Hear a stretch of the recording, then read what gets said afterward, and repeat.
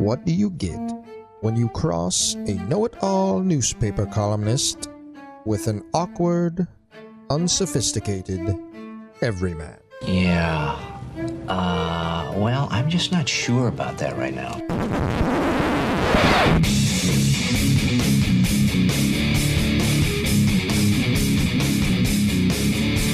Welcome to Couch and the Roo. Welcome to Couch in the Roo, presented by Skymint Premium Cannabis, inspiring everybody to feel better, look better, love better, make better decisions on fourth down.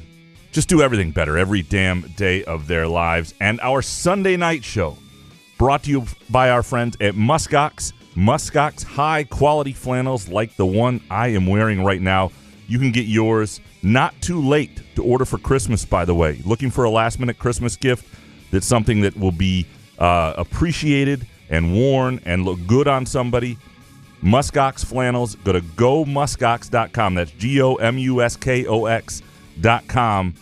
And you can use the promo code CAWCAW15. That's CAW15 for Couch in the Rubes listeners for $15 off.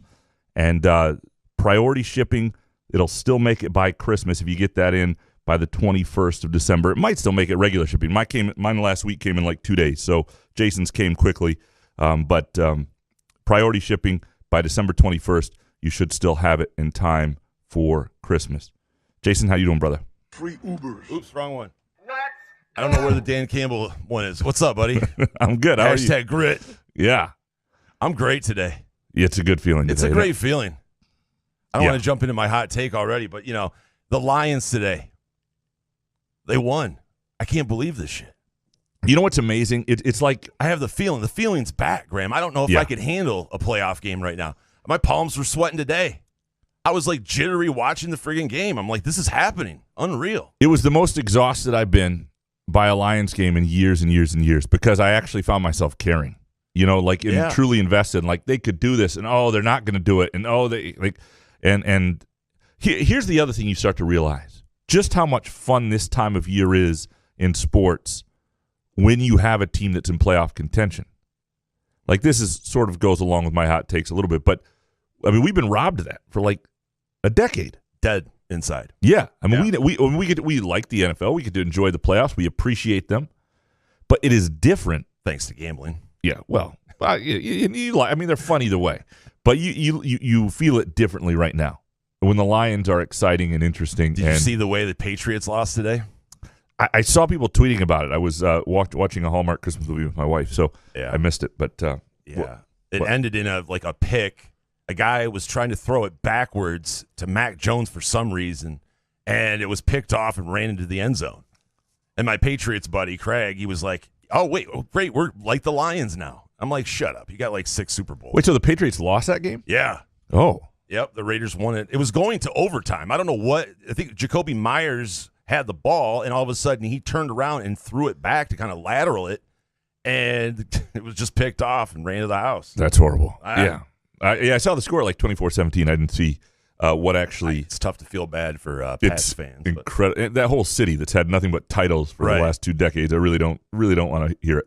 Yeah. All right, let's dig in, shall we? What is your first hot take on this beautiful evening? I don't think that we are wrong about Jared Goff. I'm still not sure if he's the guy that can make the throws to get us to the playoffs. But I tell you what, like we just talked about, it was fun today. I feel like I'm back. I'm excited again to watch the Lions game. I don't know what's happening, Graham.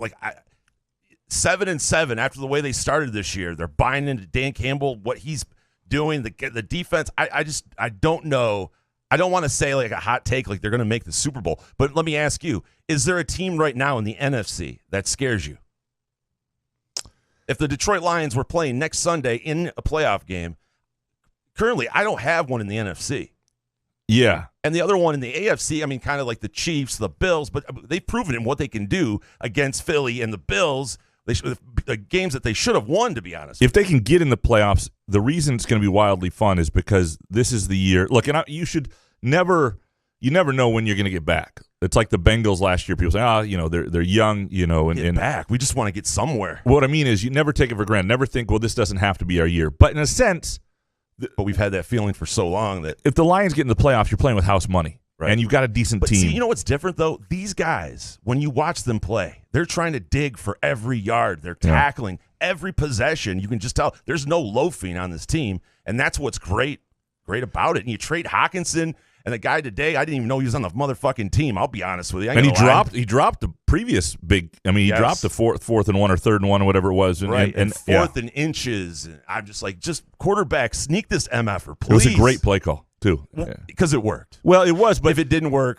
someone would be on the hot seat tonight and we'd be different. But Nick Baumgartner at The Athletic did a nice job of explaining it later, and I watched on his Twitter feed on why it worked with, and what they did in the misdirection and how they set it up with the play earlier. Like, there's a lot of next level thinking that's going on with some of that stuff, and I love that too. And now it's. But Robert Salah, I don't understand the clock management at the end of the half and the end of games. Hey, that could have been your Michigan State football coach too. I mean, clock management. There you go. Know? But I'm just saying, watching that, because I'm watching it in real time. People are like, "Well, you're not on the sidelines," but I'm also haven't been around on a football sideline for 20 plus years. I was saying as soon as I saw, I'm like, they're not going to call a timeout.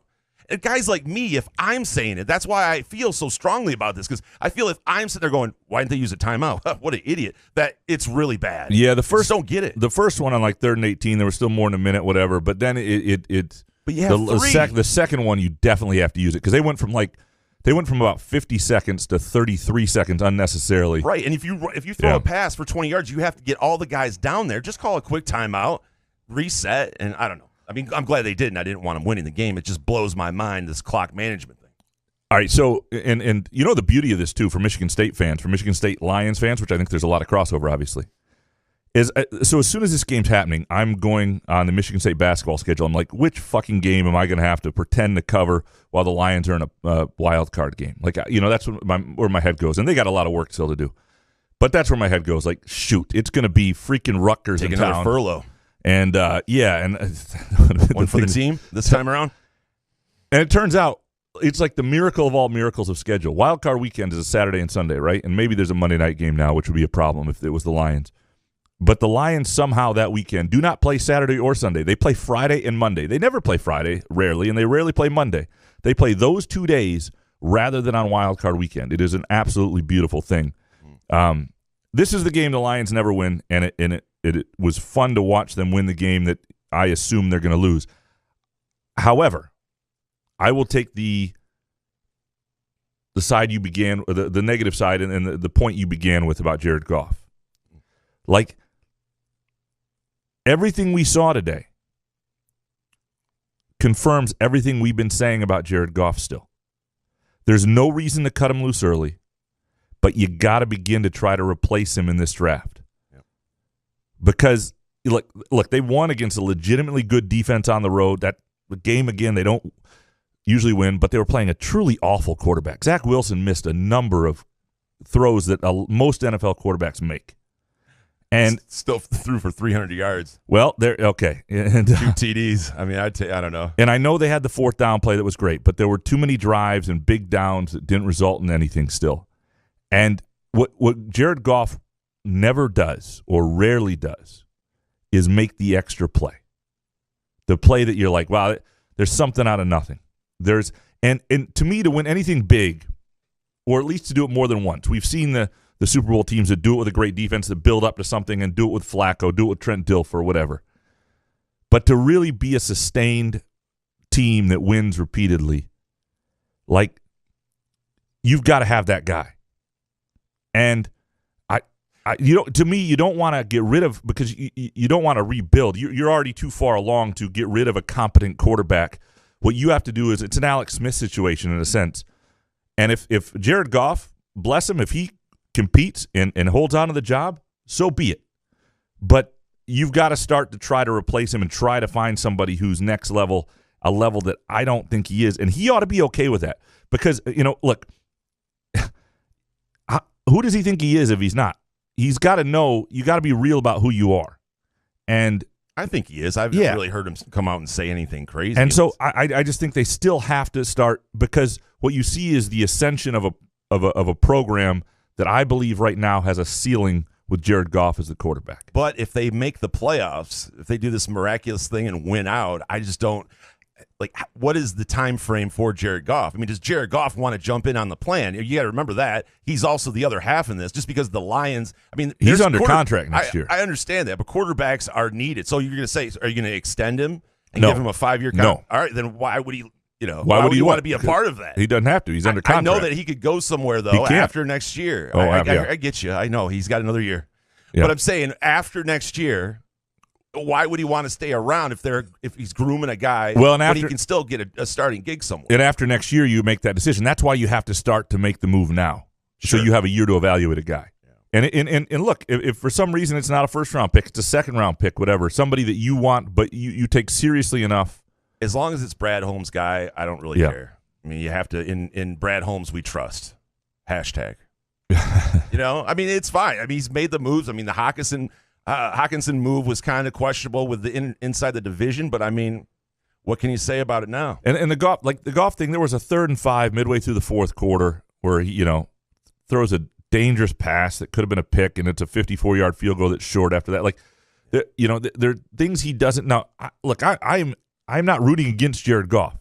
I am pleased that he has resurrected his career, that a guy who was discarded has and I think discarded by Detroit fans too in a lot of ways, discarded by people like me. But he's been bad. It's not like he's been playing Totally. this way since he's been in Detroit. That's what I mean. But I'm glad he's found it. I'm glad he's leading this team. I'm glad he's doing what he's doing. I'm glad that they're giving Lions fans a thrill that Lions fans have not had in a long time. Since I mean, what do you say? 2014, that team that lost to the Cowboys, the last time that you felt a little bit like this. 15, 16, yeah, in that range, around there. Yeah, it's been a while.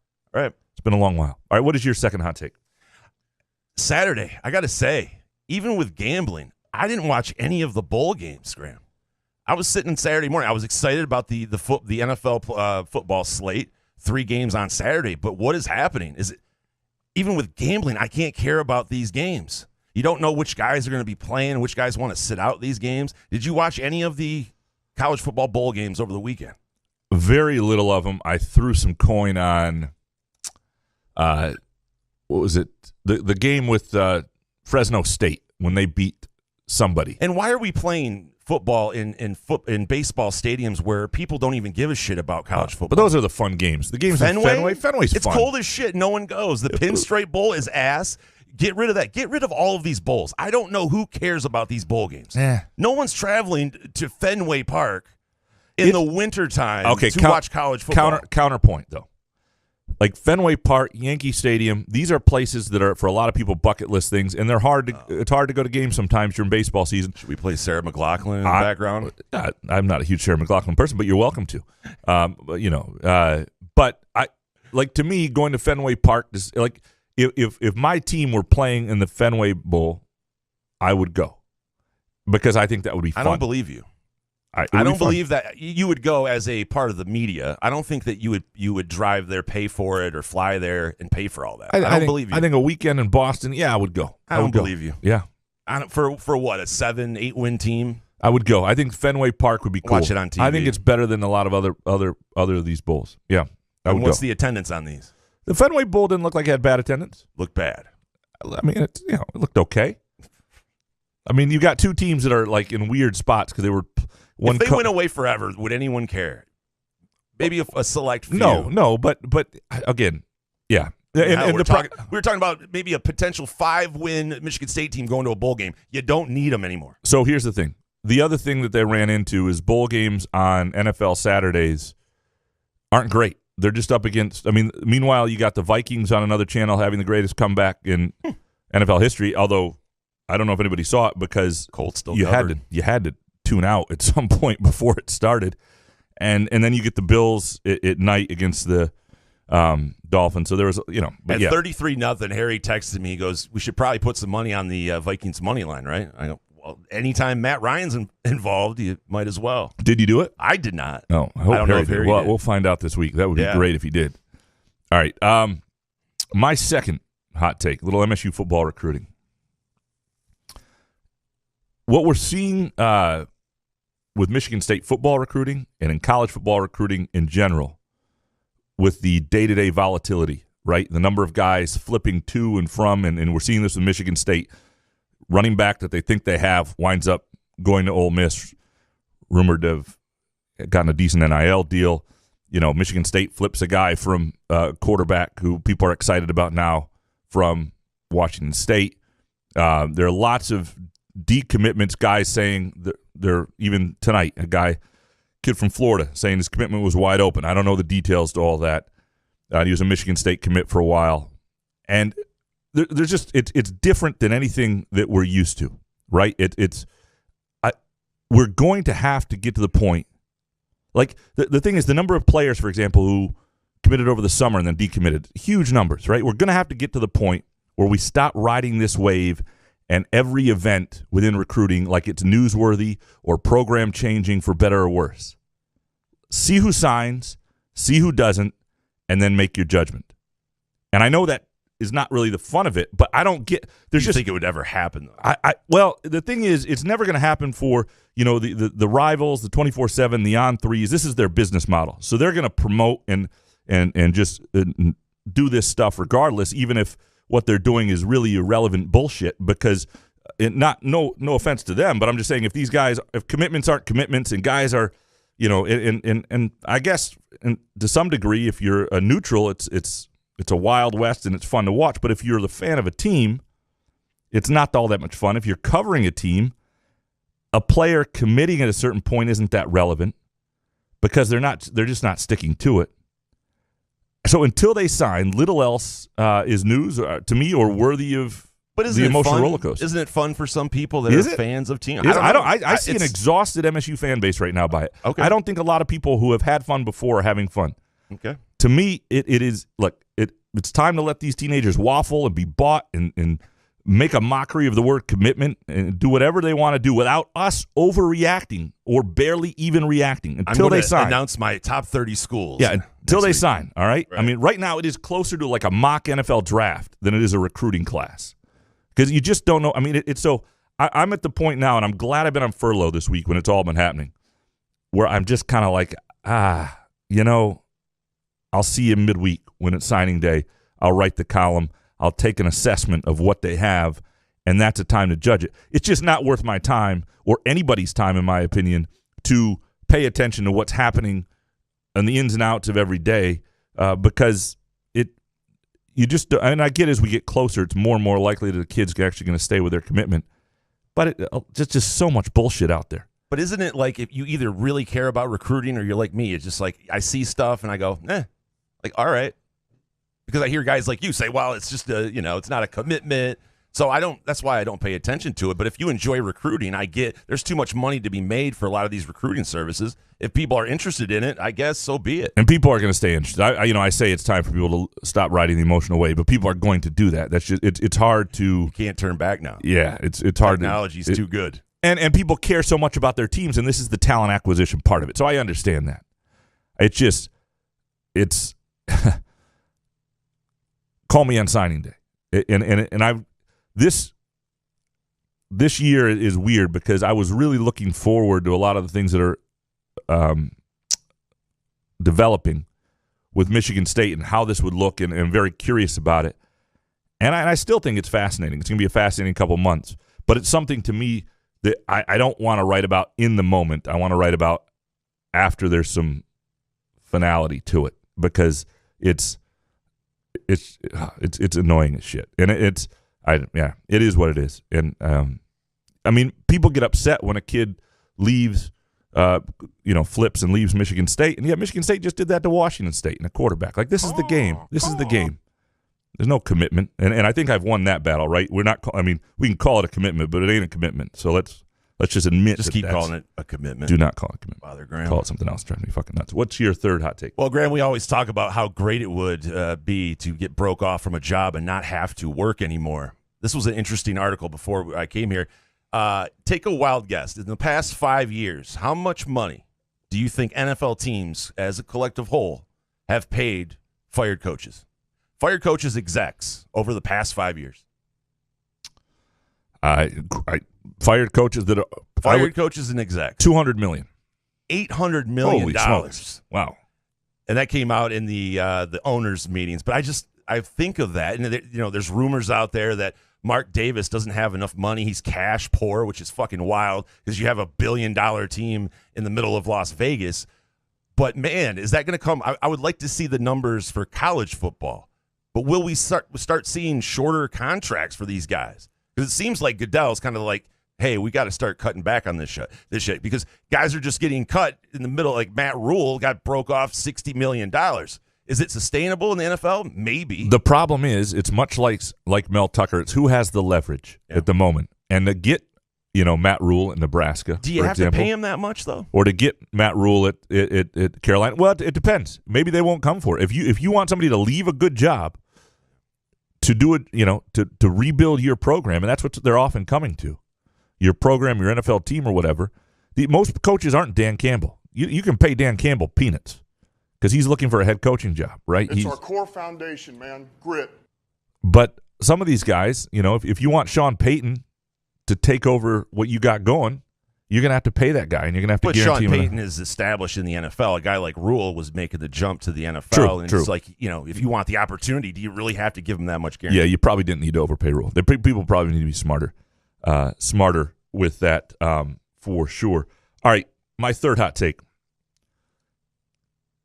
As much as this World Cup, did you watch the game this morning, by the way? I did not. Okay. I did not. T's kid was watching in the living room. I caught a little bit, but as much as this World Cup to me was stained by being in Qatar and the inconvenience of how it collided with the workday in November and December for a lot of people, and the seasons of other major sports, the World Cup final this morning, Sunday morning, was the best case scenario. Period. Like even better than if it had happened in July, because you get an interesting first 65 minutes where I think because I think there are a lot of people who don't watch a lot of soccer who turned into this game. It's Mbappe, it's Messi, it's France, it's Argentina. It seems like a big deal. It was at a really convenient time, 10 a.m., before the people went out for the day or before leading into the NFL slate. And you see one side control the game for a while, have the mighty French on their heels, and then you see a thrilling final 55 minutes. You got two megastars, lots of drama and intensity, good match, pretty wide open soccer. Again, all leading into an NFL Sunday. You don't get that exposure in July. There's a reason like the NBA Finals, the year after the pandemic, when they started late, so the finals went really late, they never did that again because people are doing other shit in July. You don't get that exposure. There's other stuff happening. And to me, this was as perfect. It won't always work out this well. They should never do it again. But this was perfect. And it was so much fun to wake up, have coffee, and boom, there's this amazing match. Soccer fans, if you miss this game, then what are you doing? It's like the reason why you hate soccer in the first place is people just telling you what you're missing. I'm happy for soccer, you guys. I mean, it was apparently a great game today. But it's like, if you missed it, is it the greatest sporting event ever? Maybe for some. It was wildly entertaining. If people don't like soccer, you're not going to love it. But what's like anything, when there's great intensity to it, when it feels like it matters, it's fun. Like I can watch a sport that I don't know a ton about if it's a final of it, if it's a big deal, and I can feel the intensity around it. I've watched highlight before. I'm not anti-highlight. I would get into highlight. It's a fun watch, yeah. Yeah, I would get into highlight. Before we get into your hot takes here, a reminder: Muskox has new holiday flannels which have recently arrived: marine plaid, red plaid, dust blue, navy plaid, ocean blue. These aren't just cheesy holiday patterns, not the stuff that you normally would see me wear. Just great stuff for winter and the holiday season. I just ordered another one. I've got another that I'm waiting. I think it's the one you ordered, your father-in-law or whatever. I'm waiting on back order for. I love that pattern as well. Incredibly comfortable, durable, and a great Christmas gift. I shouldn't say Elizabeth doesn't listen to the show. Something from Muskox I made part of her stocking stuffer. We have so they've got things like really nice hats and beanies and other things if you want something that's not a flannel. And again, if you order by early this week, they'll get it in time for Christmas if you do priority shipping. So just remember that. And as always, one of the best ways to support us is to support our sponsors, and that includes Muskox, that includes SkyMint, and as you go through this this NFL. Yeah, we're twisting your arm to go to SkyMint. Yeah, be honest. If you got family and relatives and a lot of stuff coming up like I do, like the SkyMint trip this week is a must. Or an a cappella concert. You got that coming up? Right. No, that was last night. Really? Yeah. Was it all right? It was Treese's thing. I just was there I was observing. It was wild.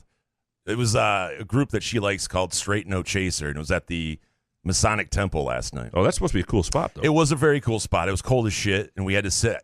I was surprised on how many people were there, but it's an a cappella group that, I don't know. She goes to all my stuff. I watch all this football. One Saturday night, I can sit there and look at the phone for the Bills-Miami game, right? I mean, totally. Right. Yeah, she was making sure if I was having fun. I go, listen, this is the bit. I'm going to this because I like watching you be happy. I don't have to be happy. I will not be a terrible person to be next to. I don't want to do that. Who wants to be around that? But am I going to say I'm in a cappella music? No.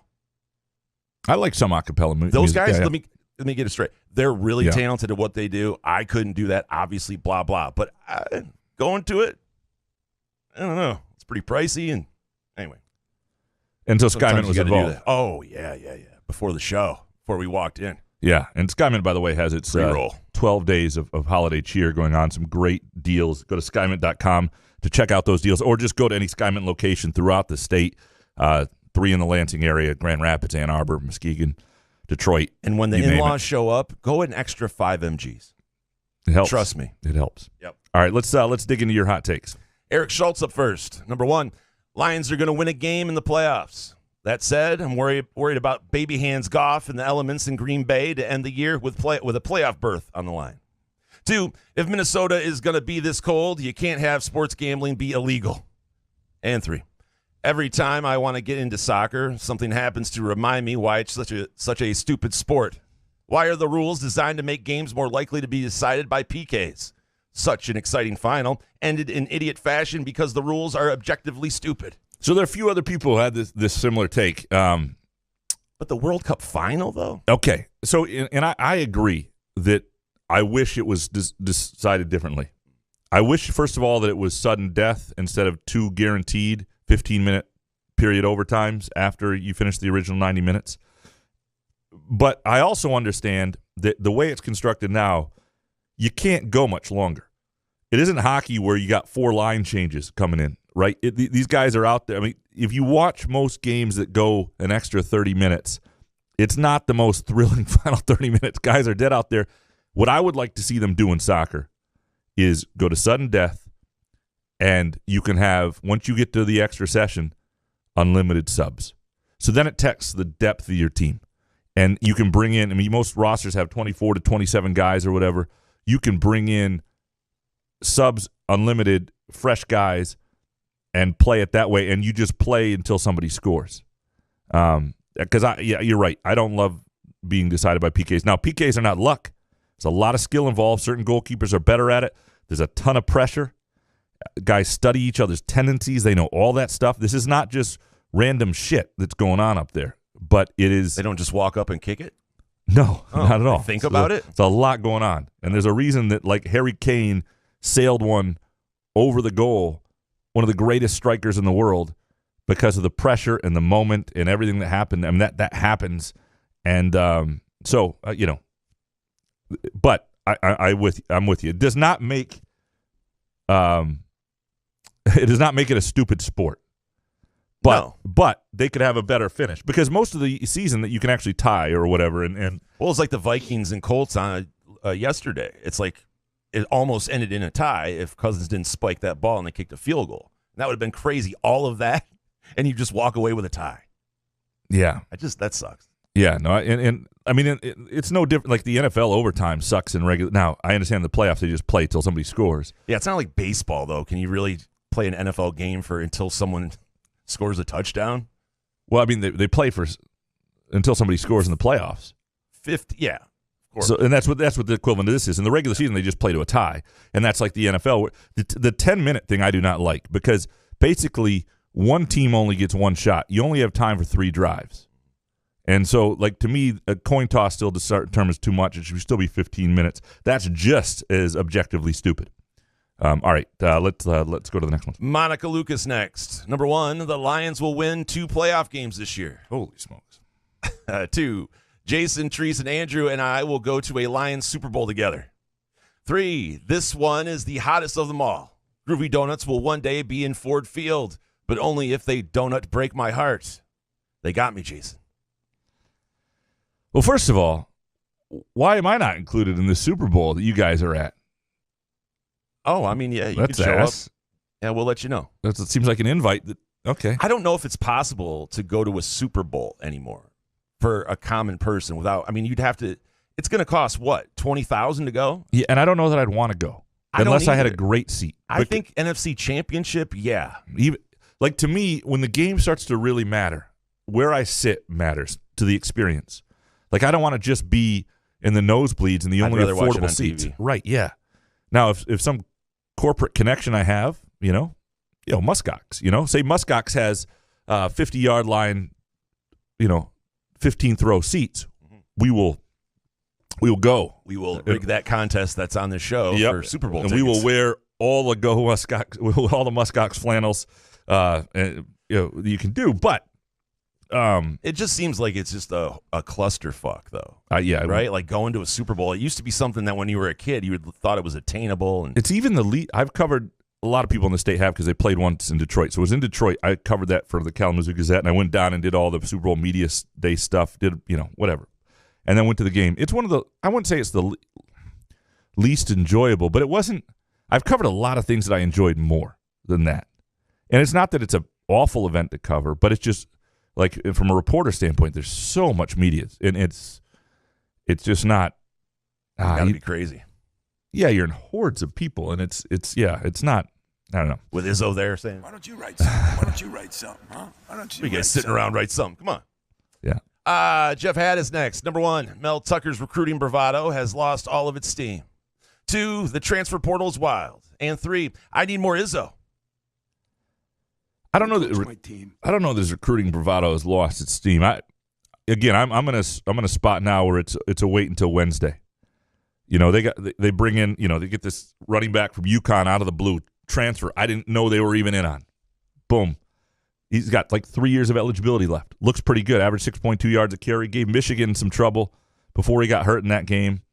But what is Jeff talking about, though? It's lost. Like on Twitter, he's not doing the. Well, is he talking about that when the guys are on the field with cars in the stadium and shit, or what? It's a good question. And they have lost some guys. There's no, and the NIL thing is a real challenge because you are going to get kids who are paid for, and what's going to be really interesting for a lot of these kids is they're going to wind up going to places that they don't want to really be, and often when you do things just for the money. Now, there's enough money in this world that can. People say money doesn't buy happiness. There is enough money in this world that makes a difference. Life gets easier for sure with money. And your family can be in certain situations but you can realize real quickly at 18, 19 years old that I don't really like this place, but I guess they're paying me or whatever, I'll be very curious to see where that all goes because you're already seeing kids transfer who originally committed because of NIL deals. Gavin Haas next. Number 1, this was the definition of a letdown game for the Lions. I'm still a little surprised that they pulled it off. 2, bowl season sucks without Michigan State playing. And 3, Mel Tucker showed off his recruiting talents this past week, then are refilling the 2023 class with underrated talent. So you see the other side of that. Yeah, now we'll see. I have no idea because like when Le'Veon Bell signed, when Darqueze Dennard signed, you just didn't know. There are just so many guys who get unearthed that you don't know, and there are so many people who are big-time recruits who don't make it. It is hard to know, and ultimately whether he gets enough of these guys and they develop will determine his tenure. Gavin, I do not think this was a letdown game for the Lions at all. Like this was a big game. This was the playoffs were on the line. It felt like a big game. It felt like a game they usually lose. They were up against another team that had a lot to play for. So I disagree with that. I am also surprised they pulled it off. I bet against them today just to have some. I was happy to lose the bet. Just I wanted to feel okay if they lost. Be like, at least I got some money out of it. Wallace neck. Well, this was going to be the first time I was going to, you know how you used to get like after the Lions lost, you didn't even want to watch SportsCenter in the morning and all that shit. Yeah. I'm back to that. I was like, man, if they lose this game, I'm going to be fucking heated. You know what I was thinking? And if they had lost this game, this was going to be one of my hot takes. And I still feel this way. If they don't make the playoffs this year, I'm not saying we won't watch the playoffs, because you watch the NFL playoffs, it's fun. It'll be crazy. But it won't be that first round where they would have definitely been playing, that wild card weekend, will suck a little. It'll be like, I don't want to hear that talk right now. Okay. Yeah, Savior the win. Yeah, sorry. Wallace with this one. The World Cup final was the single greatest sporting event I've ever watched when you factor in the Messi Mbappe storylines. Did that dude really score 2 goals in a minute or something? Minute and a half? Very close, yeah. And the second goal, the first one was a penalty, but the second one was fabulous. Wish I had some of their cards. I don't get into soccer cards. Well, they both play for PSG in the French league, and I don't know what that is. Yeah, Paris. It's the Paris team. So my joke is that all the coattail riding Tottenham Hotspur fans are not going to become PSG fans. How many times did you tweet that bad boy out? 7 or 8 today. Gotten some guy, bumpity bump. The snark just couldn't hold it back. It was tremendous. It was a lot of fun. Kevin from Rochester Hills next. When the Lions make the playoffs, Campbell will get a statue in front of Ford Field. He should. Winning the game. 2, winning the game and not playing well is a sign of a great team. And 3, the World Cup final was better than any Super Bowl ever played. Let's not get crazy. It's our core foundation, man. Grit. It was a great event. It was a great game. And the way it unfolded, if you like soccer as much as you like football, it is up there. I'll say that. Like, it was that good. Like, if this had been a football game, the way it played out, Jason, you would think, wow, that might have been one of the greatest Super Bowl I've ever seen. Just because it was that. Recency bias, though. There is that. Like, you get away from it. Why can't we just say how great it was? Like, it just has to be better than any Super Bowl. It's like, all right. Yeah. Ghost of George Perlis next. Number 1, Mel Tucker's contract is the wrong contract to worry about. Locking down Lions offensive coordinator needs to be the contract everyone should worry about. 2, Dan Campbell, take the points on 4th and 1, you peanut head. 3, Bo should be remembered for covering up butt stuff at Michigan. Mike Leach for locking kids in equipment sheds on hot days. And Trump for digital trading cards. And the Rube for the very best Santa children's story ever. Stay frosty, boys, and Merry Christmas. We'll call this our Hopcat hot take of the day. Best damn beer bar, world-famous Cosmic Fries, a.k.a. Crack Fries, and a fine selection of local craft beer, partnering with local craft beer partners. That probably used partner twice. That sucked. But that's what they do. That's one of the things I love about it. If you go to Hopcat in East Lansing, it feels like an East Lansing pub. If you go to Hopcat in Ann Arbor, Hopcat in Grand Rapids, Hopcat in Indianapolis, it reflects your community. It's fantastic. Lots of TVs to watch the games. Great place to watch the NFL playoff games this weekend. Outstanding place to watch MSU basketball as the season goes along, and MSU hockey, which they're starting to have crowds for MSU hockey. So another cool event that's sort of happening at Hopcat. That's certainly here at East Lansing.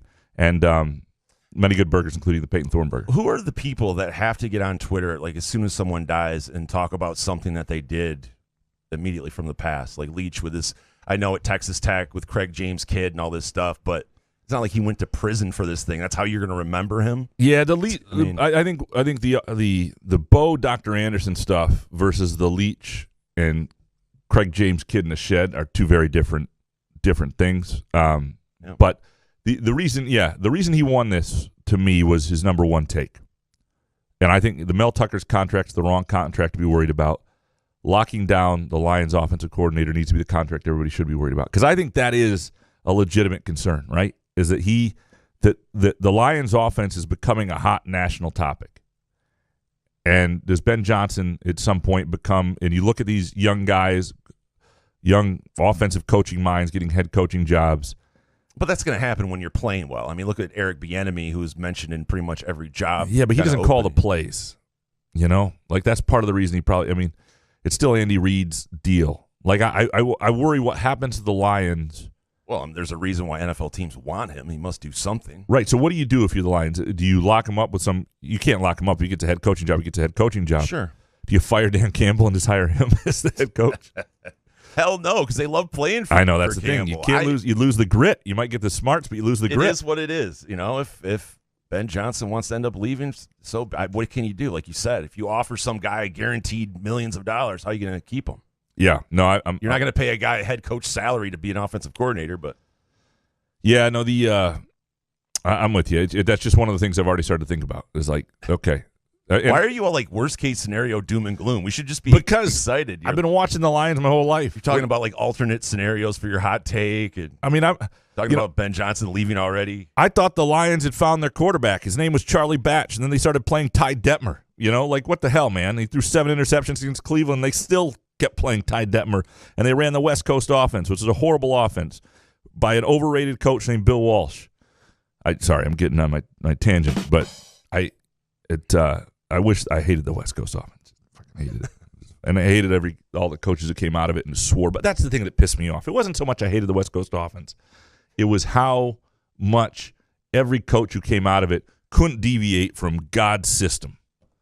Like, this was Is this God's, gambling related? No, or this puberty is related. this, What happened? You're pissed off. I don't know. I learned to hate the West Coast. I think it had a lot to do with Marty Morningwig and all the coaches that came out of there and whatever.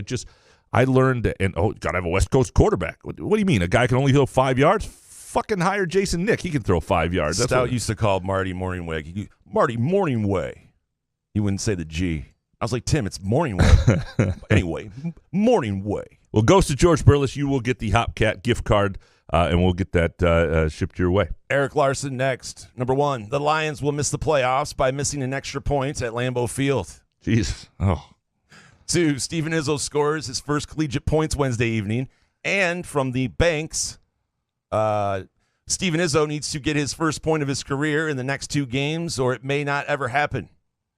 He's has a 4-year player ever not gotten a single point. It's a great question. I don't think so. I don't think so, but that's a good question. I know some guys have gone late in their careers without scoring, and I'm trying to remember which walk-ons because we've had this discussion. But somebody probably hasn't scored.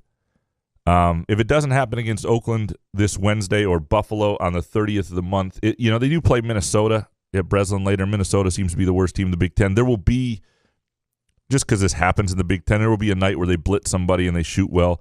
There will probably be 2 other games. I'd say there are 5 more opportunities for Steven Izzo in the final minute where he gets a full final minute the rest of this season. Don't coach my team. More than just this 2. And who knows, he may... Does someone tell him to shoot, though? He may use his COVID year and come back. Why Or not? his redshirt year after that and come back after that. I mean, Steven Izzo could be around like 2 more years. Love it. John, with this one. Number 1, call him the Rube if you want. I am the one listening to all of the audio content of a 43-year-old who may or may not be semi-retired, off to work in the morning. Who's semi-retired? Me? People don't know. You're very, Well, I'm just saying, do I have to... you don't reveal a lot. Yeah. I don't reveal a lot. I told jail stories, Well, I mean, sex stories. yeah, that's true. That's a good Jesus point. Christ. I mean, can I have anything to myself? Well, no, I'm an I'm- open book. I'm with you. Look, I'm okay with it. Absolutely. What am I hiding, though?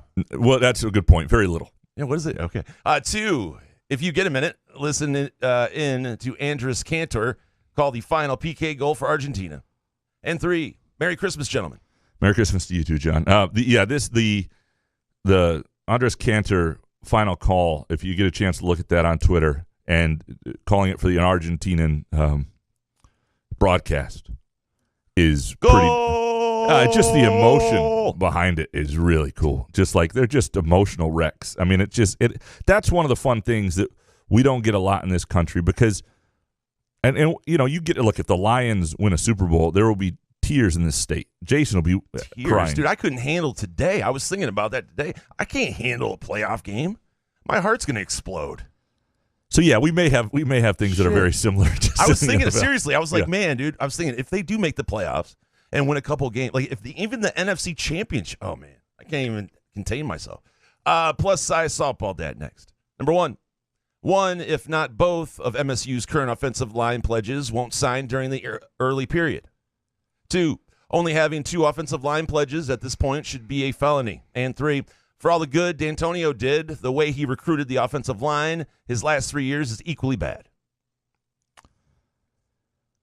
Yeah, I've looked at like the classes that really hurt MSU late were classes where they missed on the offensive line or under-recruited them. It was like 2012 or 13. I don't remember. There's a year that just they didn't recruit enough, if any, offensive linemen, and that wound up hurting them down the road then when things started to fall off. It's the story of the end of the D'Antonio era as much as anything, is they stopped being able to run the ball. They stopped having an offensive line that look, because 2012 they weren't very good in the offensive line, they couldn't win. But from 13, 14, and 15, those were really good offensive lines, and or at least pretty good offensive lines. And when those ended, the D'Antonio era pretty much ended, and you can trace them back to that. Now, it's not that they didn't also stop having quite as many NFL players at other positions, but you can trace a lot of the D'Antonio end of the career failures straight to the offensive line. Ryan Allen next. Number 1, football recruiting is kind of lame. Half the kids you've never going to see play because they transfer out or just suck. The other 25% won't play for 1 or 2 years. 2, basketball recruiting is far superior. I'm with you on this, Ryan. Like there's less guys, and yeah, I mean it's more fun, and they're less. They don't flip as much. There's more of an honor system. Guys still get. There is. Yeah, there is. It's a little different in basketball, and it's because there are fewer guys. It's a little less wild west. It's just not entirely pure. Like, guys still get recruited when they've committed. Heck, guys get recruited off other rosters still right now in the transfer portal. But it's a little bit different. When a guy recruits, it's a bigger deal if he later decommits and flips. That doesn't happen as often in basketball. Now, there's notable cases with MSU, obviously. Caleb Swanigan and Amani Bates. And, there have been a number of – but it's not as commitments are closer to commitments.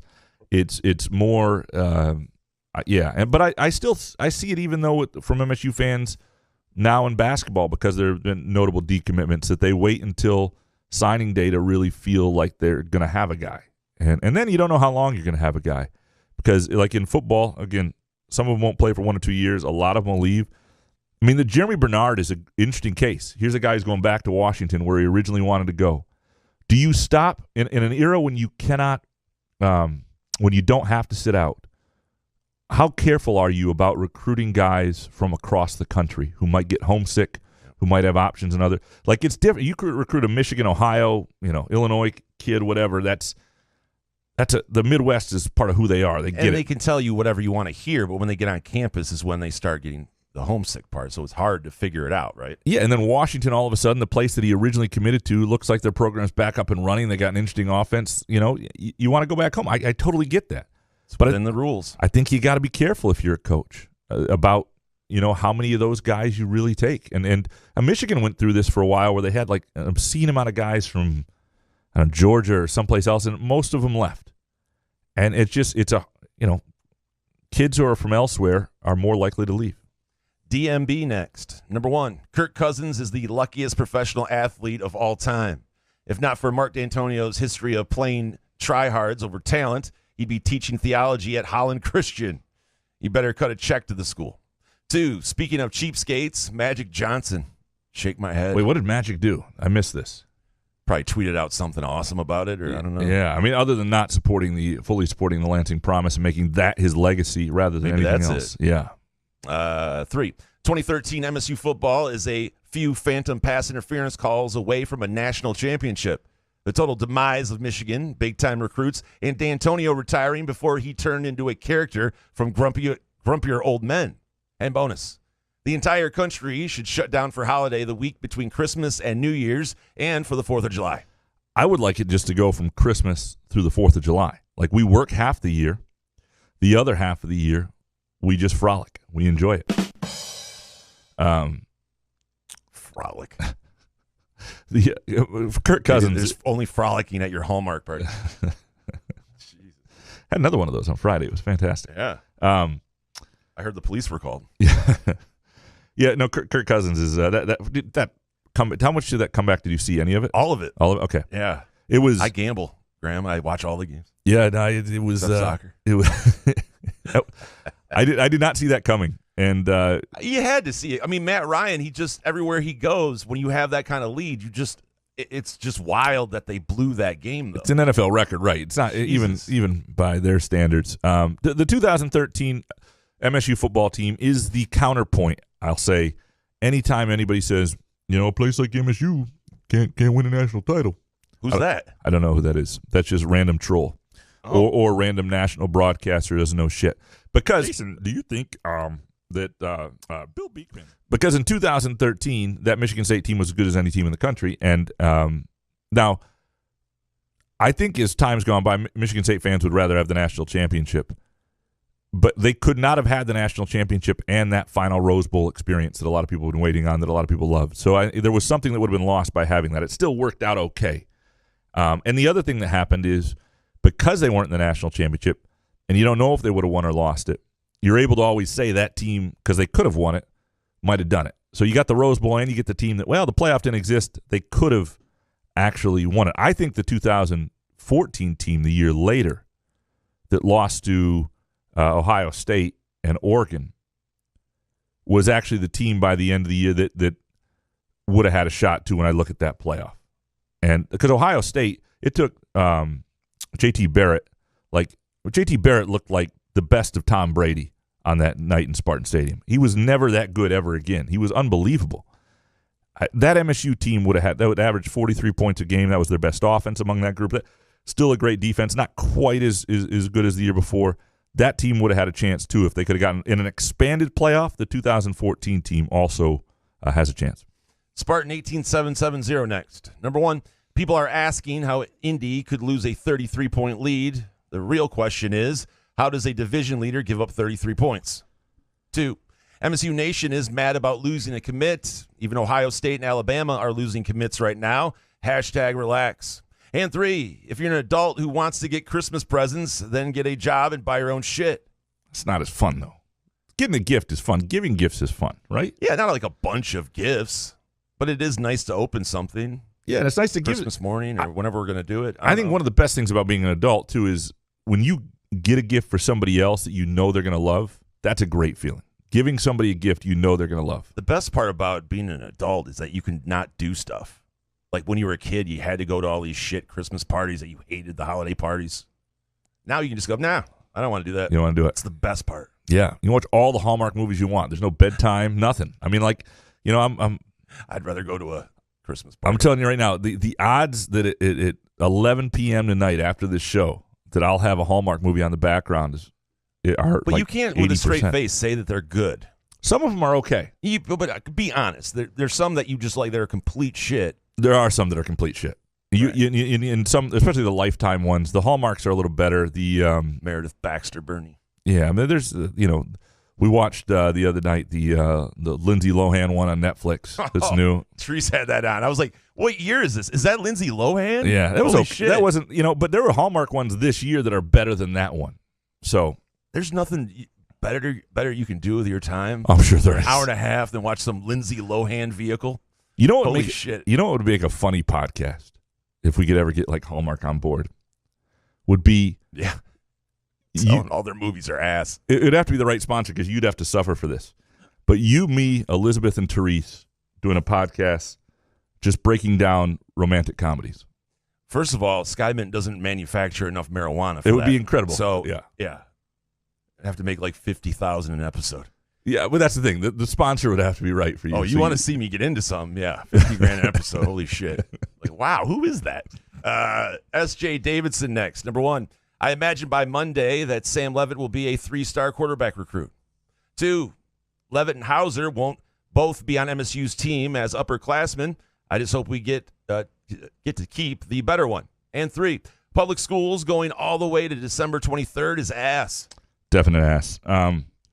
So the God, that's late. Yeah, that's all the way to it. I was about to say, when did we back in the day? There were years though when it was a Sunday or Saturday. You go in late, like all the way to Fridays. As long as you get it on the back end, I would always be cool with that. Like you gotta get, as long as you get the full 2 weeks. If you don't have to go back till like the second week of January, that's not all horrible though. And the week before Christmas, I mean, come on, everybody's in vacation mode and yeah, not really. They're doing just half-ass and stuff. So to SJ's first couple points though, the idea that Sam Levitt's recruiting ranking, the 4-star quarterback they got, will drop and be a 3-star. This stuff happens. It is true that when guys move around to schools that are less prominent, their recruiting rankings dip. The recruiting rankings have an element of bullshit to them for that reason. It's just. I think I'll have to look at his overall ranking. I think he's probably high enough to hold on to it. But that and with the two of them together, almost certainly. Very rarely in this day and age, it's not that you don't want to recruit 4-star after 4-star, but you're going to lose one. You're not going. Both those guys are not going to finish at MSU. You just got to kind of accept you're probably going to lose close to half your quarterbacks. Matt Venny next. Number 1, MSU never having back-to-back 4-star quarterback commits in its history until now is almost as sad as Indiana never getting to 10 wins. 2, if Twitter increases its character limit to 4,000, Graham will switch to a different platform for the show. And 3, Christmas music is ass. I disagree. Yeah, I like it. Feliz Navidad. Ah, off. Not up yet. Oh. Woo! How is this ass? This is tremendous. Well, I don't know if he's talking about that one. That's a great one. Yeah. There's a lot of good Christmas music. It's certainly if Twitter increases the character limit to 4,000, I'll quit. yeah, it'll be done. we would have a different format for to the number 1 though from Matt. The never having back-to-back 4-star commits in history is now almost as sad as Indiana never getting to 10 wins. I mean, that's not really 100%. It's not inaccurate in one sense. They have not had what do they what do they call it? Not a consensus, but it's it's collaboration between 24/7 and Rivals and fuck. Hold on, give me some off, mother. I'm gonna be pissed off if I don't get this right.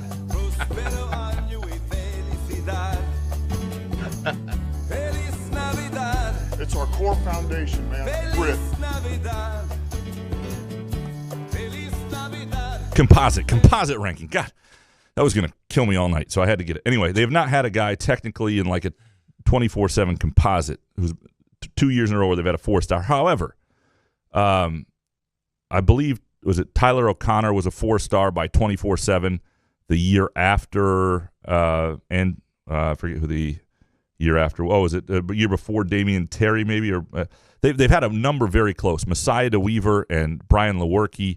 Andrew Maxwell was a 4-star, and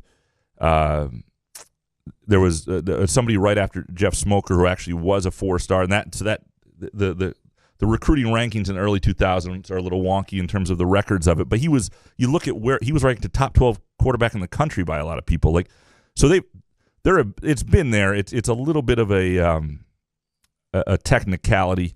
There's one year where they didn't recruit a quarterback at all. The year after they recruited a 4-star. So there's that. So it's not really what it seems, and it's only over a 20-year span where there are 2 or 3 situations where it was pretty close to back-to-back 4-star kids. And the funny thing is, the guy who won, Connor Cook wound up being the quarterback and who beat out half those guys. So, I saw, and it's not incorrect. It's just not, it doesn't, I don't think, paint a completely accurate picture of Michigan State's last 20 years of quarterbacks. Kirk Cousins chains next. Number 1, recruiting in this NIL era isn't for the faint of heart. Stars matter to some point, but aren't everything. 2, Le'Veon Bell, Trey Waynes, Darqueze Dennard, Jack Conklin, Kirk Cousins, Tony Lippett, and Montez Sweat have in common. All were low 3 stars or less and were drafted. Oh, there's no question. And looked like blue chippers by the time they started playing at MSU. And Jack Conklin, you could argue, is the most important player of the Mark D'Antonio era. Le'Veon Bell, that guy was incredible. There's no Trey Waynes. These guys weren't guys who were like tryhards. You know what I mean? These were legit dudes who. Although it was a different time for guys too. Right? What do you mean by that? Just a different time. There was no name, image, and likeness. So getting 3 stars and getting guys to stay around where they didn't have to sit out to go elsewhere. Well, it was a different time. D'Antonio did it. D'Antonio was a perfect coach for his time. He wanted guys who were truly committed when they committed. He didn't want players to continue to go on any visits.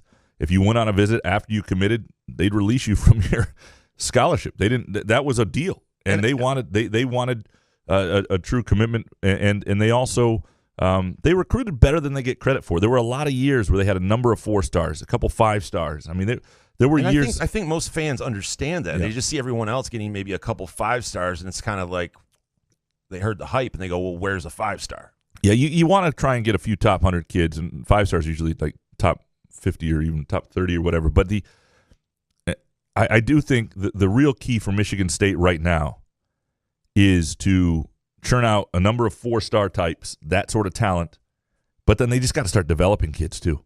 They really got to. The kids they get, the 4 stars included, they need that roster to develop, and some guys who are real impact players and absolute difference makers. All right, we are going to take a quick break. We'll be back with more Couch in the Rube, presented by Muskox High Quality Flannels and our friends at Skymint Premium Cannabis.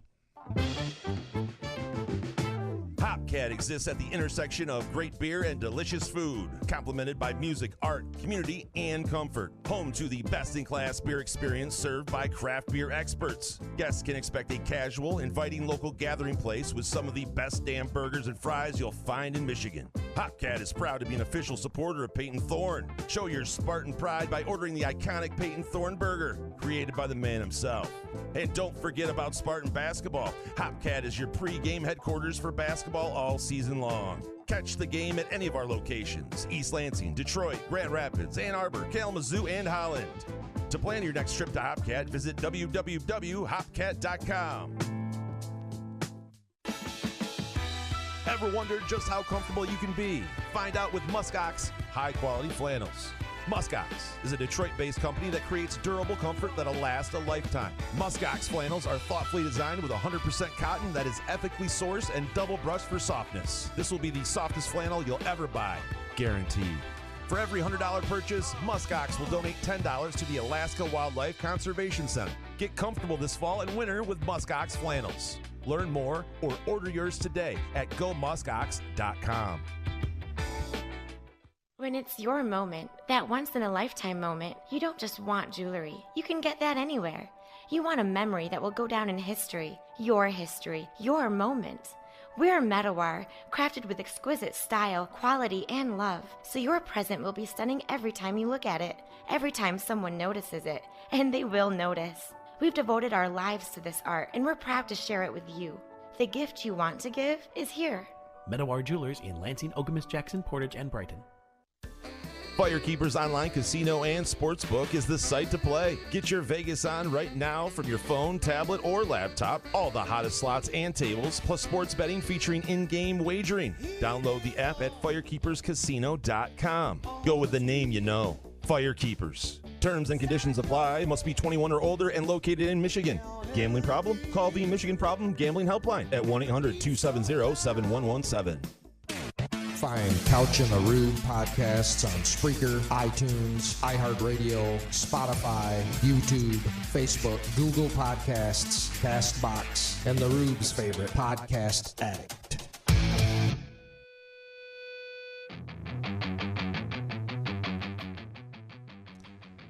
Couch in the Rube, presented by Skymint Premium Cannabis, and our Sunday night show brought to you by our friends at Muskox High Quality Flannels. We're going to do something a little bit different than we usually do. Very pleased now to have the founder of Muskox, who I picture sitting with a pipe in a flannel in a chair next to a fire. Brad Hughes, who is a Spartan grad himself. Brad, how you doing, man?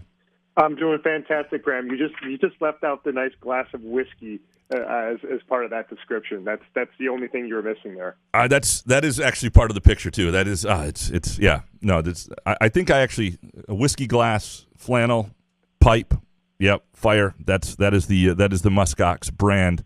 So wanted to talk to you a little bit about Muskox, and then we're going to get your 3 hot takes as well.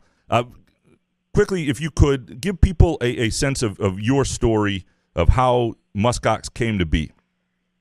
Sure. So, basically we kind of had this harebrained idea that we could create a fantastic outdoor brand and be able to go head-to-head with the big guys in the industry, because we just felt like there was a better way for things to be done.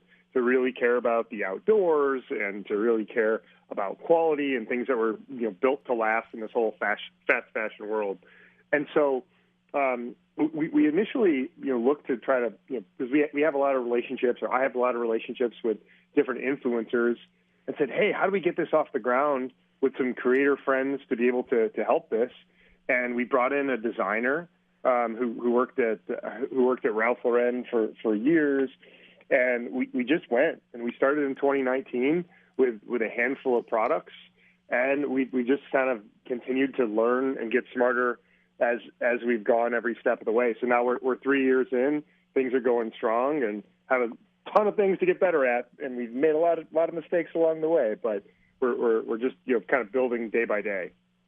Well, it's I have to say it's an awesome flannel, and I've enjoyed sitting with my whiskey in a muskox flannel. Okay, one of the things I wanted to get into your hot takes here momentarily. How much Michigan State football and basketball are you still able to watch? Because you've got a 4-month-old child at home at this point too, as well. That's right, but like probably most of the community here, I'm definitely addicted to Michigan State sports. So I still tune in to quite a bit. I did have to miss a few home games this year since we had a baby in August, but I'm definitely tuned in to football and basketball. So I have no excuses if I botch something completely, is what I'm really saying here. Gotcha. Okay, and what year did you graduate Michigan State again? 2000. 2000. Okay, so you were right at the end of Saban, the peak Izzo, all the best times in the world. So were you in the Izzone? I was not in the Izzone at the time. I was anti-Izzone, and I sat in the lower bowl in the section next to the Izzone. So that was I got to tell you now why I was anti-Izzone. Yes, definitely.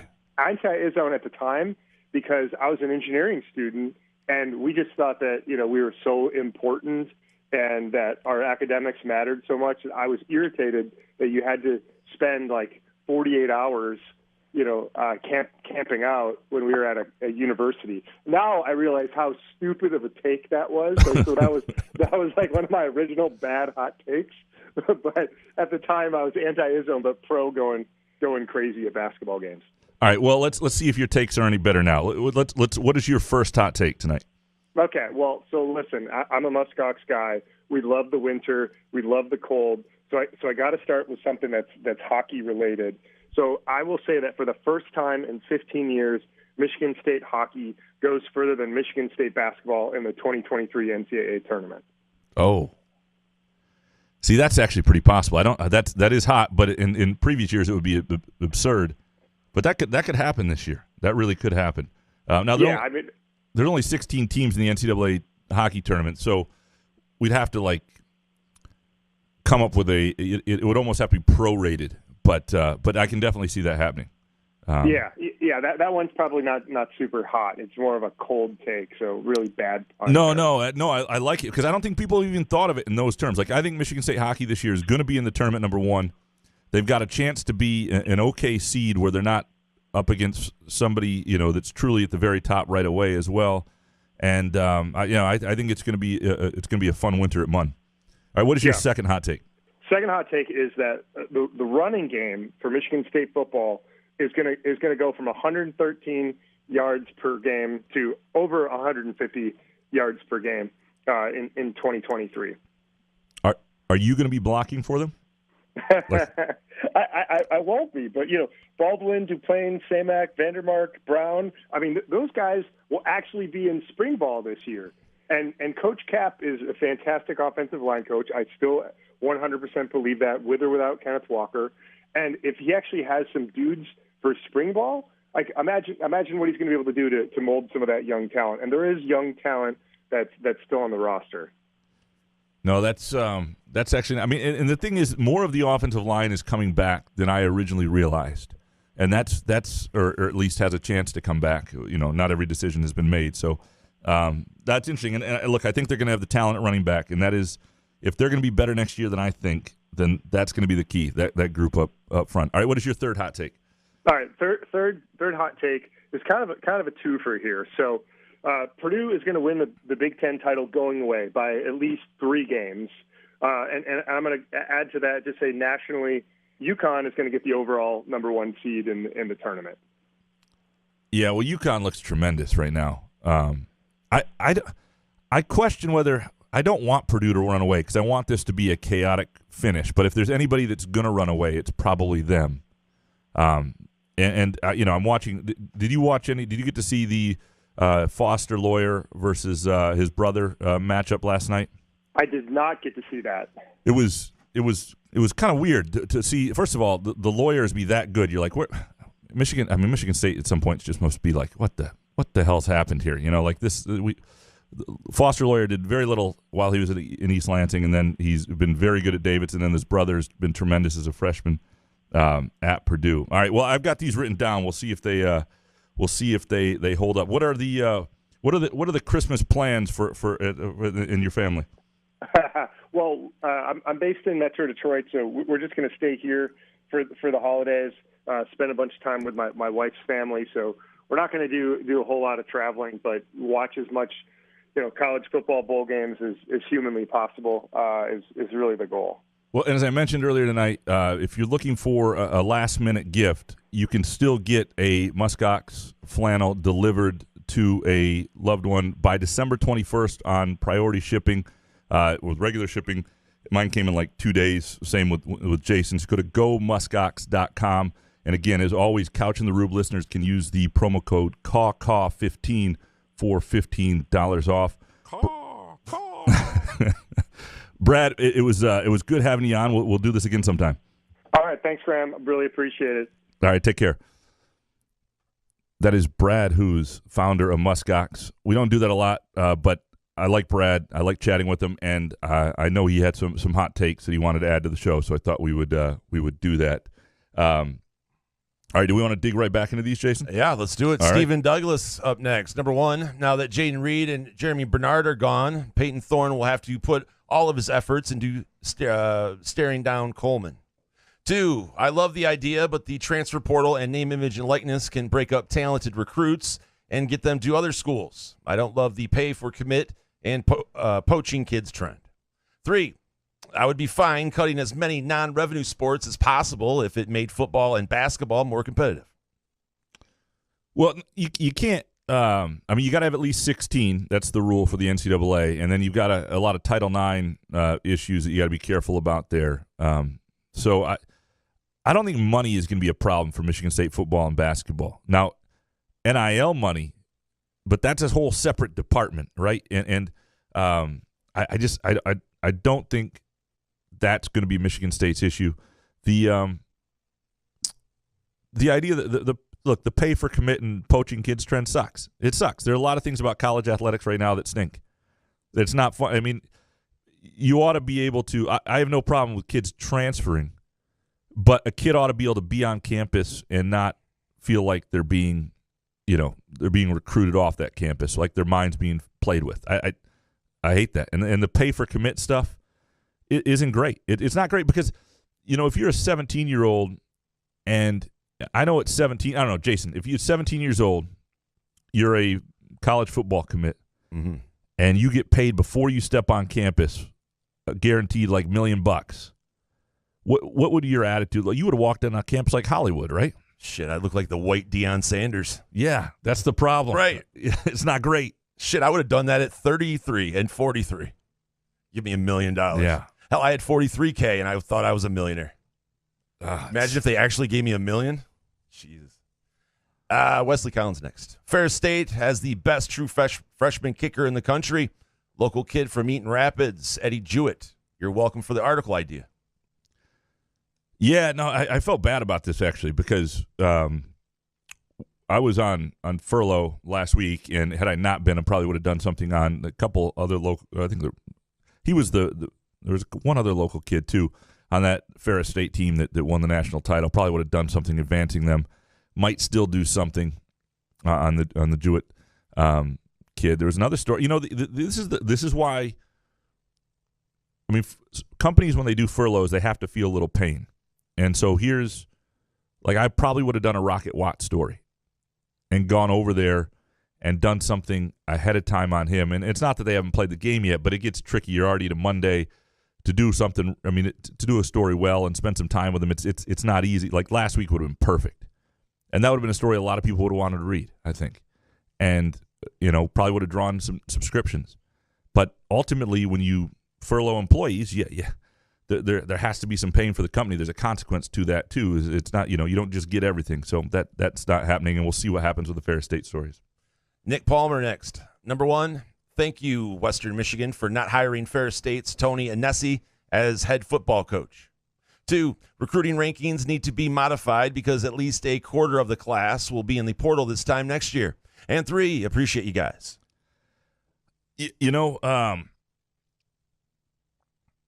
I appreciate you more. Yeah, I appreciate you too. Sorry. I do like the idea of number 2, though, of retroactively ranking classes based on the number of guys who stayed. You know what I mean? Like, it's like, well, wait a second. Just because you had the number 7 ranked recruiting class, but if only 6 of those kids stuck around, you don't get to say that. Like, what did that do for you? Like, what are they years later? Like, what is that class, Well, how do you let people know? Well, I just think you look at it based on the kids who are still on your campus 3 years later, and you say, well, actually, this is the number 47 ranked recruiting class based on the kids who are still around. I mean, I don't know. I do think you look at it now, and at least the classes as they're brought in mean less because the number of kids who are going to stick around are less. Andrew Zawiza next. Over under on the average number of years a seed 5 to 12 makes the college football title game once we have a 12-team playoff once every 4 years.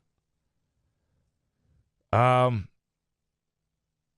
he says once every 4 years a seed 5 through 12 makes the title game. But see, that to me is enough to justify it. If you're in the title game once every 4 years from somebody who wouldn't have been in the playoff altogether, that justifies the need for it. Sure. Do you think that's about right? I don't even know if it has to be that. I just think it has to be other schools than the other ones we've seen over and over again, I guess. And I think what I think will happen is there's more and more parity. Is you'll start to see schools like more schools in the top 4 that are different as well. It won't just be schools 5 through 12 get their shot, and those are the schools we're thinking of right now. I think there'll just be more turnover of types in college football. And the interesting thing we're going to see is, does Clemson stay an elite program? Is Saban nears the end of his time? What happens at Alabama? Like, not everything is guaranteed to continue as what. And so I love this. I mean, I love the 12-team playoff. I really do. I'm excited about it. Next one, Ricky Lombardi next. Number 1, cue the soundbite, episode 773 at 9734. I do have one of those really little ones.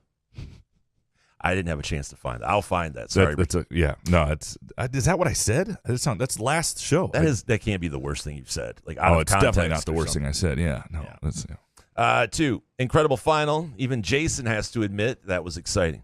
3, if any sport deserves a sudden death overtime, it's soccer. Automatically 2 15-minute extra periods. And bonus, Lions are tanking the next 3 games to improve the Rams' draft position. No. How does that work? I don't know. They didn't switch picks, right? They just got the pick. Yeah. Yeah, I don't. We're rooting for W's now. Yeah. Yeah, no. I'm with you on the sudden death situation. And I say a lot of things on here out of context. I'm glad we don't have we have an audience that's very kind to me, because if you guys just wanted to just screw with me on Twitter and other places, you could take things that I've said out of context in moments, and I could sound absolutely ridiculous. He's got a stupid-looking face. Gauthier. Andrew Gauthier next. Number 1, despite the results, the French losing, that World Cup final was the most exciting soccer games I've ever seen. 2, the Lions are going to win at least one playoff game this season. And 3, I'm guzzling the Kool-Aid now. Dan Campbell is my hero. # grit. I think there are a lot of people Foundation, man. Grit. on the bandwagon. And look, what he's done is impressive. There's no doubt that those guys play for him. There's no doubt that early in the year, we weren't sure he was the guy. Who knows? He may still do something that's stupid in a playoff game that drives you insane. But he won't be alone. No. There's a lot of guys that are making mistakes, no matter if you think someone's dumb or smart or whatever. And to me, when a team is 1-6 and winds up 7-7 and playing hard and playing for a guy, yeah, every play, It's so fun to watch, man. It's been a while, and it doesn't take much for us Lions fans to get excited. 7-7 will do it. I know. I just, you're starting to get that feeling back a little bit, but you still, in the back of my head, I'm just like, okay, I don't want to get too excited. I don't want to get Tony Dombrowski level excited. Yeah. And then we lose in a terrible fashion. Yeah. So, Ryan Schultz next. Number 1, soccer is ass. We'll get another gift card ready. The fact that overtime is short and not sudden death is unforgivable. They designed the sport to be statistically likely to get decided on penalty kicks. 2, after I drove 3 hours in icy conditions to watch MSU blow it against Indiana, should I find it acceptable if Johnson, Hazelton, and especially Thorne all retain their jobs? I wouldn't want to trigger Graham. And 3, I am more confident than I've ever been that the Lions will get their first playoff win since 2 weeks before I was born. Well, that lets you know how young you are there. So 2 weeks before you were born, you were born in January of 91. Look, in terms of Johnson, Hazelton, and Thorne retain their jobs, and I get it. Like, what happened against Indiana shouldn't happen, and what happened against Minnesota should not happen. I think the quarterback position will be open. I think it'll be an open competition because it's only fair to those other guys. And if Thorne wins it, you've got to trust that he was still the best guy. I think Johnson and Hazelton are back, and but I'm also not one to I tell people how to think all the time, and I don't mean to phrase it that way. Because I respect other opinions, your opinions. It's the reason we do the show. Like, if it drove me nuts listening to what other people think, and sometimes what you guys say makes me think of things differently. Absolutely happens. And if you drive 3 hours in icy conditions to watch that game, you're an alum, you're a fan, you're a ticket holder, you're a smart thinking person, you've had a lot of good takes on this show. Absolutely. You have the right to feel however you want to feel about that. David Witcher next. Goalkeepers need to stop guessing on PKs to make players pick a side. Loris would have had 2 easy saves in the shootout if he just waited until the ball was kicked. It's just too close. You got to lean. And what a lot of the top guys who take PKs are doing is they're waiting to see what the keeper does a little bit too. It's a little bit of a game of chicken in that sense. It's just so close, and you don't have time to freeze and stay in the middle. And sometimes guys guess the middle, and it seems like it's the least likely place people go, but it's hard to do. It's really hard to do. It's hard to stop a penalty kick. Larry Miller next. MSU basketball has the ultimate scheduling crescendo based on Ken Pom rankings from number 306 Buffalo to 7 Purdue over the next 7 games, and they will go 6-1. Yeah, until I saw this, I didn't realize exactly how that crescendo is. The next 7 games are interesting. The Purdue game is one of those games on that Friday, Monday, around, I think it's Monday the 16th of January, and they play Purdue again then at the end of January. Again, it's a brutal, nasty month. It's a month where they really need Malik Hall, need to be 100% healthy, and they need to make sure these next 2 games too. They've had some time to practice. Jaden Akins, you want to get him back in the mix. You don't want to screw anything up. Oakland is not having a good season. There's no reason that game should be nerve-wracking at all in the final 10 minutes of that game. Now, Oakland plays Michigan State historically really tough. The Rocket Watts factor will be a thing. There's no doubt. I mean, he will be I would not be surprised to see Rocket Watts put up 20 in that game. And he's only averaging like 8.5 points. But they still should win comfortably. They should beat Buffalo comfortably. And I think they're a team that has a chance to compete in the top 4 or 5 of the Big Ten as long as they're healthy. Fart Soup up next. Number 1, Jay Johnson's offense will prove to be worse than Dave Warner. See the no-holds-barred quote from the Seattle Times talking Huskies offense and the Jeremy Bernard transfer. This Washington offense is a hell of a lot better than what Jay Johnson is trying to run, said 247sports.com national recruiting editor Brandon Hoffman. 2, Dan Miller has been so erect the past 7 weeks that it will inspire muskox to create a line of flannel pants. I do feel good for Dan Miller calling those games. He's really good at it, by the way. And what would those pants do? Like not show your boner or something? Like, yeah, I don't know. It's a good way of bringing in a sponsor. I appreciate you, Fart Soup. No, I'm just asking. Yeah, I don't know if flannel's the right cloth for hiding that sort of thing. Burlap. Yeah, we talk to Brad about a burlap sack and see if that would work. Well, here's the thing about the Jeremy Bernard thing. What does Brandon Huffman know? Like he's the, I don't know that. It was a story. He was the one quoted in the Seattle Times, but it's not from the Seattle Times. This was just, and I'm not saying that. I have a ton of respect for what they're running in Washington. I think what Kalen DeBoer's offense is superior to almost any offense in college football if you have the right quarterback. I'm not knocking that. But I don't know. It's kind of a cheap shot at Jay Johnson that I don't – and maybe this guy knows Jay Johnson well, but I don't know that he does. And I don't know that I would have run that quote without saying, how much have you watched Jay Johnson? Like what do you know about his offense? What makes this – like it seems like a cheap shot quote. JD next. Number one, Jay Johnson's offense will run better with a quarterback that can actually go through his progressions and partake in run-pass option. Well, we'll see which quarterback that is. The RPOs are look, and I'm surprised they didn't run more with Thorne, and apparently he was beat up part of the year because that's a part of his game that absolutely exists. But, and I know there's some frustrations with his progressions, and sometimes he can think the game sort of after the fact better than he thinks it in the moment. And so that's something he's got to get better at, or he's going to get passed probably. Jarrett next. Number one, Michigan State basketball will win its next 5 conference games.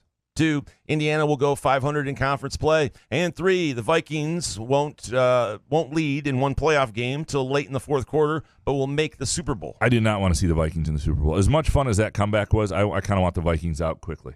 I don't know about you, if you feel that way. Depends on what the money's on. I'm not scared of the Lions playing them, if that's what you're asking. But No. Indiana 500 conference play could happen. They got an injury now at point guard, and they don't look right. And they never – this is why Indiana, as talented as they looked and all the guys coming back, until they do it, there's questions about their coach. Their star hasn't carried a team. There's a lot of reasons. Until Indiana basketball does it, it's hard to pick them as a favorite.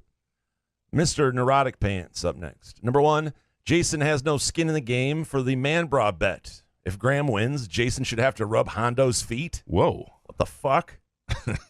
Why do I want to know? 2, the best part of having the house to yourself is not having to shut the bathroom door. And 3, recruiting a D2 kicker doesn't merit a hole-in-one meme. I didn't see if that was the meme that was out there. Why is it so great to go to the bathroom with the door open, though? Yeah, I don't like doing that. Well, you got a courtesy flush. It's not like you're going to blow out your own house. Well, it depends. Like, if I know my wife isn't home, I will pee with the door open. That's different. Ooh. Yeah. But I would never the other. I want, who runs this house now? That's right. You're not home. I got this. Yeah. Chris Eastlick next. Number one, we will have a white Christmas. Cue the Musk Ox flannel read. 2, Elon Musk is quickly becoming the most irritating person on earth. And 3, Mel Tucker and the rest of the MSU beat will convince all future commitments to commit on Graham's furlough week so they do not have to hear the pledge versus commit rant from Couch's greatest hits. Love you, Graham. I loved being on furlough this week. I did. I am going to try to take off the week before signing day, I think, from now on, just so I can. But you'll stay on Twitter, though. I can't stop myself. It's sad. It really is. I was less on Twitter this week than I usually am, which helped. And I missed something. Okay. Well. So like an hour less? No, substantially less, to the point that I missed it. Like I would. Not on the couch in the Rubicon, or? Well, I was on one of my burners, one of those. But is Twitter that good? No. Okay. I'm not saying I could last a week, but I also wouldn't proclaim that I could. I wouldn't, that's what you guys do. Well, it's kind of a bit, The other thing is, it's a bit. Well, it's not really a bit. It's an inside bit. It's a sports writer. Here's why journalists do it, and we're actually being jackasses when we do it. No. Yes, because what we're basically saying is I'm off, so if it happens this week, it didn't really happen. Don't expect me to react the paper. don't really expect me to react. You know, if you write a great story, I'm not going to read it. I might not. I'll come back like that. It drives me nuts even when my least favorite tweet from journalists makes me want to punch them in the face. Is when they come back from furlough or they come back from vacation. They're like, been off for 2 weeks. What did I miss? It's like, fuck you. I wrote 4 good stories. Those stories happened just because you didn't see them. No, screw off. You catch up. You know, whatever. I hate that tweet. That tweet. I have great friends who send that tweet, and I just want to freaking grab him by the throat and punch him. He's got a stupid-looking face. Lots of them. Lots of my friends. Most of my friends. Most of my journalist friends do that. Pisses me off, and I'll probably do it Monday. Couch on fire next. Number 1, DMV on getting a rescue dog. I'm on number 7. A, let the dog pick you. And B, use a no-kill rescue just in case. And C, training. 2, thought the 2 holding penalties in the red zone from the same guard was going to be SOL. And 3, 5 4-stars have decommitted from MSU. Michigan has 4. Is it 5 4-stars now from MSU? Yeah. There was a moment in that game today where it felt like, okay. When they scored to go ahead, there were a couple moments where I just thought this is. Yeah, but we're programmed that way. Though. That's the thing, right? That's why I said you can jump off the bandwagon and you can get right back on whenever you want if you're a Lions fan. That 4th and 1, 4th and 2, whatever it was, that 4th and short call when they scored the touchdown on that screen to the tight, or not screen, but pass to the tight end, was the play that never happens for the Lions in that setting. I mean, that happens to the Lions. Well, it happens, but the ball will like sail out of bounds, or the other team does it to the Lions, right? For years. I mean, that was just like you knew it was coming. The Aaron Rodgers Hail Mary, like you knew. Yes. You just sat there, and that just feels so different. It was, yeah, that was something. Shep next. Number 1. Graham's in-depth investigation of foot injuries at other schools was similar to the Blue Wall's deep dive into Harbaugh's hypocrisy or the gross Bo situation. He called one trainer, and that's it. The Columbia College Journalism School revoked its honorary diploma. 2, if Graham wants to buy out of his bra bet, how about 1877 Cars for Kids tattooed across his stomach in Tupac Thug Life font? Oh, jeez. These are good, Shep. He's got enough stomach for it. 3, forward down the field. The Lions are back. Yeah, this would have been. It's our core foundation, man. Grit. Up there for the Hopcat hot take of the day. Good stuff, Shep. To number 1, I called more than 2 people. Less than 5. Less than 5. Okay, more than 2. Less than 5. More than 2. Less than 5 people I talked to who are either athletic trainers or people in strength and conditioning around college athletics. Okay. And how many schools are there? College athletics and pro athletics, I should say. What's that? How many colleges are in well, no, I was just trying to get a sense of whether I needed to do a story on this, whether this was a story on the fractures. And I know it would. And maybe it's still a story to do if I could get, And you know what that would do? If you did find out information and you said that, then I think it would calm people's minds when they see these stress fracture injuries and the Liz Franks. Yeah, I read one text, but yes, you're right. And maybe it is a story that needs to be done. I read one text that anonymously, but I didn't. I talked. Well, then that's enough. I talked to multiple people, and the by the way, the tattoo of. I mean, I would rather wear the bra than have the tattoo of Cars for Kids across my stomach. Ken Chu, number 1, 33-0, worst lead in football. Nah, it's 17-0, but holy shit. 2, you don't have to pay attention when watching soccer. Just look up when the crowd gets loud. And 3, instead of extra time, they should call it nah. I know how much time is left, but you don't.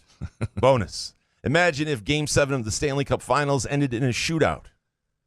Yeah, it wouldn't be as... No, I love the way the playoff hockey is incredible. And it's because of the intensity and the nature of sudden death. And gambling.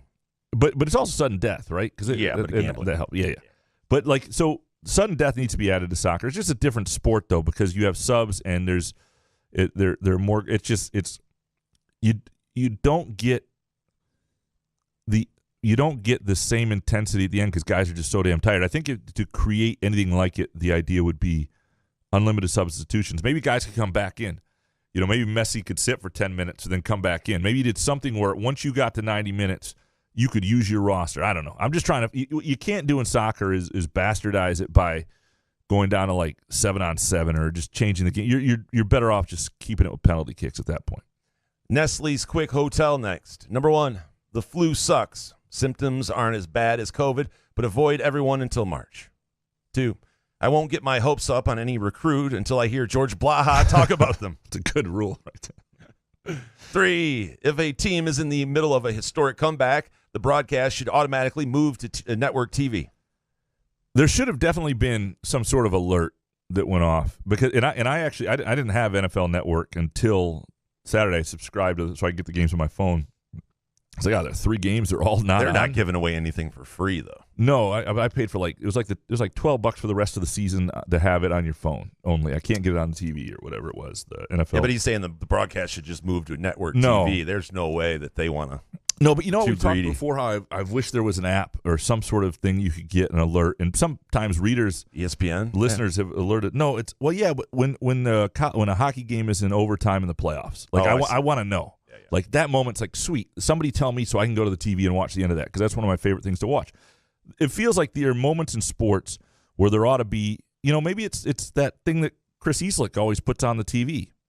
The weather alerts. Weather alert. Do it for Jesus this. Christ. This is the time it'd be time. Like, change the freaking channel. I'm watching Hallmark. I get a weather alert. The Vikings are having a historic comeback. I change the channel. Cucker Tarleson next. Number 1, the Lions turning things around at 1-6 is easily the greatest comeback I've seen the Lions complete in my shortish life. 2, Christmas on the beach in Florida while watching the world record for most simultaneous surfing Santas on Christmas is greater than freezing in Michigan. Well, that's an interesting. So simultaneous surfing Santas. Yeah. Huh. Are they like in full Santa gear? It's hard enough to surf. That's I would wax their boards than rather be in this fucking weather. Yeah. Get me out of here. It's not fun, right? It's brutal. Already, yeah. It's especially waiting in line for a concert last night. The acapella group. Fucking Pella. Yeah. Even Treese was like, "You want to?" It was $40, by the way. You could pay $40, and we could have went ahead of the line. Wait. So on top of what we all paid, yeah, it was fucking 40 or 50 for parking, the tickets and everything else, and you could pay $40 to just walk around everybody and go right in. I think Couch in the Rube sounds like a good a cappella group. Oh, you should hear these guys. They're good. They are good at what they do. It just don't. It's not your thing. No. Yeah. No, I like instruments. Tyrone Couch next. Number 1, NIL ass. 2, Miami fans, weird ass. 3, the show, my wife's ass, and my mom taking my kids for a week, the least assiest thing I can think of. And bonus, I'll be dressed as the Grinch and parading around school all day Monday. If you never hear from me again, I have died of heat exhaustion and leave my worldly possessions to you fine gentlemen. Oh, we appreciate that, Tyrone. We want to have you killed then. That's great. No, I'm kidding. I'm worried about your wife's ass, though, if you die. And your kids, frankly. Oh, right. Yes. I look for so yeah, the Grinch. I'm picturing you right now in like a hot, fully closed up Grinch costume parading around school. Yeah, why are you thinking about that? It's kind of weird. I'm just saying. I'm picturing. Yeah, I wish. Are you sweating? I wish him well. So, and this show being the least assiest thing, right next to his wife's ass. Well, hey, mom's taking the kids for a week. Holy hell! Yeah, no, ahead of his wife's ass, and is ahead of his mom's taking his kids for the week. That's pretty good. In order. Hans Jurgen next. Number 1, I tease Graham a lot, but strangely, I think the only time I hurt his feelings was when I made fun of Pizza Hut pizza. Over the line. Yeah. 2, we need more snowballs at NFL games. And 3, don't go to 84 games, NHL. Less is more. See the NFL and World Cup. I didn't know they were talking about going to 84 games. All right. That's it. 2 more games. To me, you do whatever you want. What you got to do, though, in the NHL, and the NHL has a bigger problem with this than everybody but maybe baseball, is you just need the regular season to mean more relative to the playoffs. And so you go to 84 games, I don't care. You got to do something with your playoffs to make seeding worth something. So doing well in the regular season is rewarded. And to me, one idea got shot down forever, which is the idea you can't play the same goalie 2 games in a row to get rid of the hot goalie. Okay, that's probably a dumb idea. But the one I like is you just take the number of points so if you finish the season, for every 10 points you're better than the team you're playing, you get an extra home game. So at least then it's 5 home games and 2 on the road instead of 4 and 3 in a 7-game series. Something, because right now, way too often, the lower seed wins in the NHL playoffs, which means what's the point of the regular season? And that doesn't happen to that extent in the NBA. It doesn't happen to that extent as much in the NFL. It's an NHL problem. It's a hockey issue. And if you're going to – right now, the hockey needs 30 games is what they need if you're going to have the regular season just be relevant. And you're not going to do that for money. I don't know. I'm rambling on something I don't need to ramble on. I apologize. Jake Hawkins next. Number 1, great win from the Lions. Push for the playoffs. If you don't make it, that's fine. The time to win the division and host a home playoff game is next season. Ford Field can be a huge home field advantage for the Lions. 2, I actually tuned into the World Cup final and actually enjoyed it. It was actually pretty exciting. Congratulations to Argentina. The end of regulation and the shootout reminded me of the Big Green movie ending. 3, NIL and college football recruiting is proving not to be a good mix. MSU lost a kid due to it, as did Ohio State for their 2024 class. Michigan is having a hard time cracking the top 10 and 20 classes despite recent success.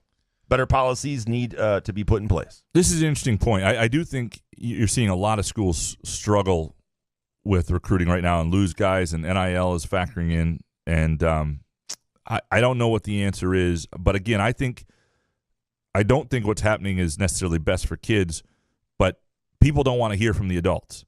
And so the only way anything gets changed, to me, it begins, and we'll see what this new NCAA president does, but I don't think he's going to have a lot of teeth. I think it's got to start with, if you do wind up with some player group, player unions, player associations, whatever it is, where they are part of the suggestion process, former players, that's where people are going to listen. Finally, the Upper Deck Jerk Guy. Number 1, Lions will be in the NFC Championship game next year. 2, Mel Tucker may have turned MSU football into a Farposhekt. 3, ketchup is a soup. Ketchup is not a soup. In no world. Ketchup can be a dip, but it can't be a soup. It's a Yiddish slang is broken because someone tried to fix it. That's good. Thank you, Upper Deck Jerk Guy. Easier just to say broken. No, he's turned into something broken because somebody tried to add. Yeah. Always expanding our vocabulary, Upper Deck Jerk Guy. We appreciate you. We appreciate all of you. 2 more shows before a little bit of a Christmas break. So we'll be back Tuesday night, and then we'll have a Thursday Twitter question show. And at some point, we'll do a Christmas Santa Rube deal where Jason tells some story time with Jason, so to speak. We appreciate Skymint. Go to skymint.com for location information, for specials, and make sure you make Skymint part of your holiday season. Thanks to Muskox and Brad Hughes for joining us. GoMuskox.com is the place to learn more about Muskox. To order Muskox, use the promo code CAW15 for $15 off.